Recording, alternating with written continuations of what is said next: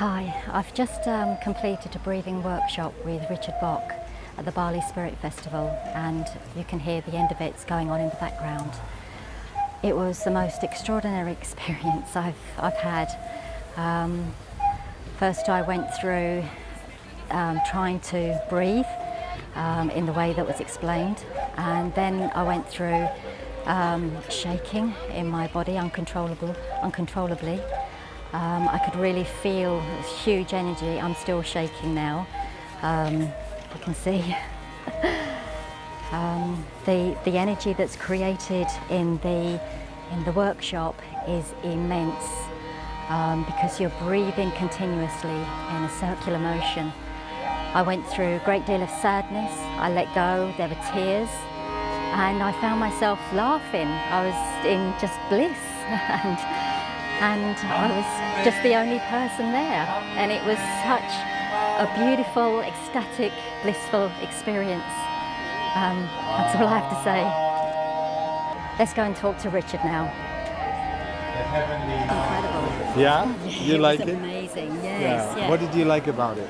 Oh gosh, what did I like about it? Well, I like the fact that once I got into the breathing, I found that quite difficult to start with, but once I got into the breathing, I felt very relaxed, and then I started to really go somewhere else, space out, and really be in the moment of nothingness, and it allowed my mind to just not be there, which I think sometimes is a struggle. Even when we meditate, it can be a real struggle. Yes. Yeah. It happens pretty effortlessly in this breath work, where everything gets so loud that it almost gets like exhausted. I think it's very much like what Osho was teaching. Osho didn't do this, but it came out of the Osho world. My teacher was a sannyasin in the early Osho days.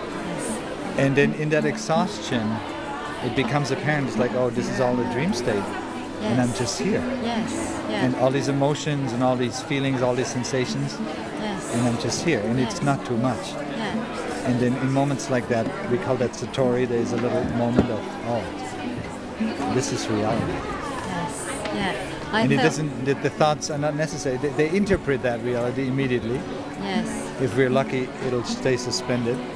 But we don't even need to wait for that.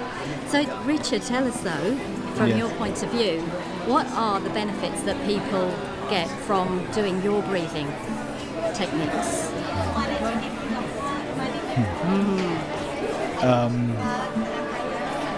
My intention in sharing it is to assist people to come into their adulthood.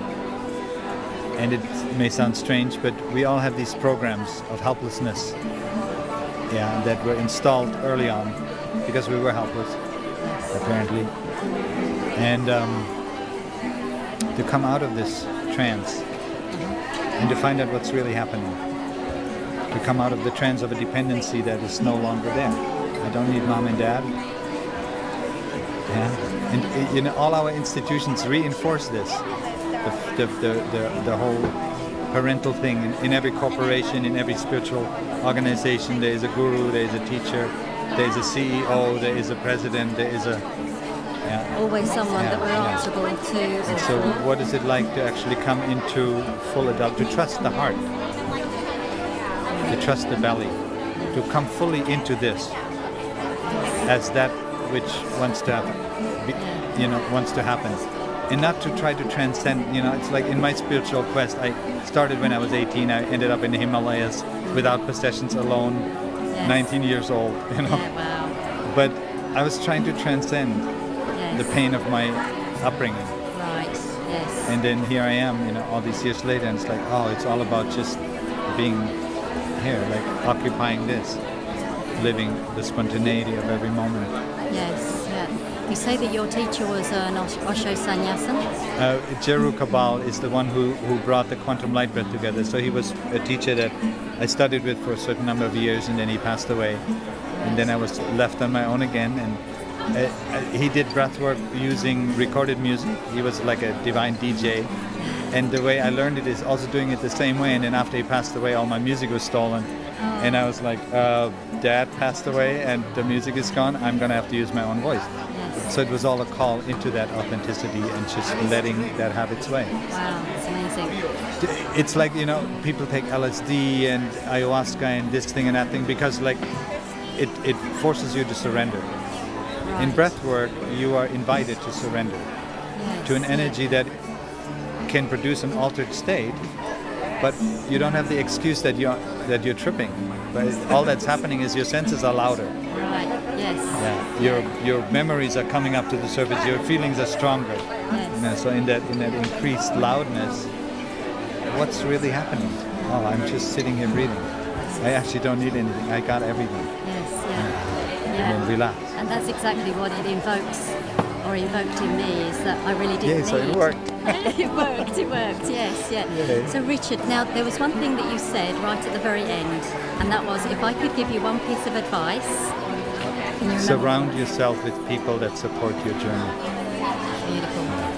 And people like that will challenge you. Yes. Yeah, they're not the cozy friends that will, you know, whatever. And it might be somebody that goes whatever, but it's the friends that know that you want to wake up. And they support you in that.